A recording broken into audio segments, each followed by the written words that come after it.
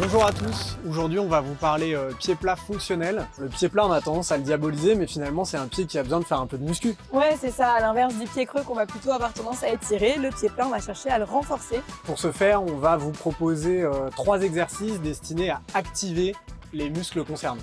Pour ces 3 exercices, un minimum de matériel, juste une bande en caoutchouc. C'est parti? C'est parti!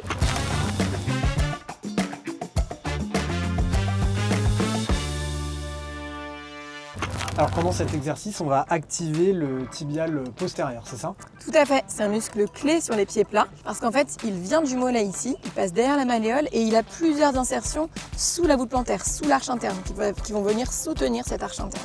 Alors pour cet exercice, on a fait une boucle autour du pied, on travaille le pied droit là, et le pied gauche bloque les deux brins. Je vais te demander de te placer en extension du pied et tout en gardant cette extension, tu vas venir toucher mon doigt ici. Ok, donc on tend la pointe, Voilà. puis on vient toucher là-bas. Exactement.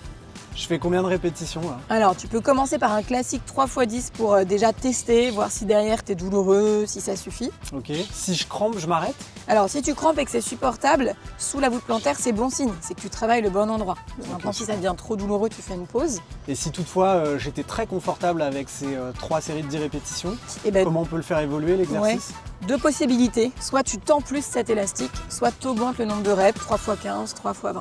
Exercice 2, on va essayer de creuser l'arche du pied. Ouais, avec un exercice qui s'appelle le short foot, parce qu'en fait, on va essayer de raccourcir la taille de son pied comme si on voulait rentrer dans une chaussure trop petite.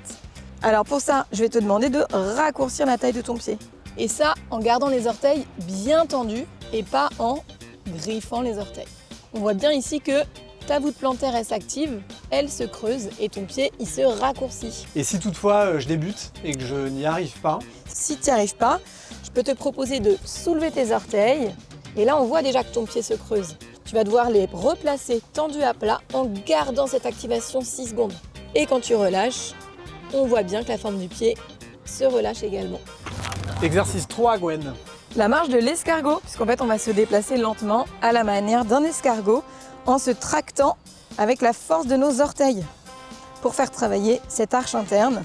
Et alors si on éprouve des difficultés, ce qu'on peut tenter, c'est de travailler pied après pied. Donc on fait l'exercice en faisant un focus sur un pied, ce qui est parfois plus facile quand on débute. Et puis ça peut permettre d'observer des différences entre les pieds, voir si les deux sont aussi forts l'un que l'autre. Ouais, clairement, moi on observe que mon pied droit est beaucoup plus balèze que le pied gauche. Et c'est vrai que c'est un exercice qui est sympa en famille, Ouais, les enfants vont se marrer ça, essayez de le faire avec vos enfants. c'est ludique.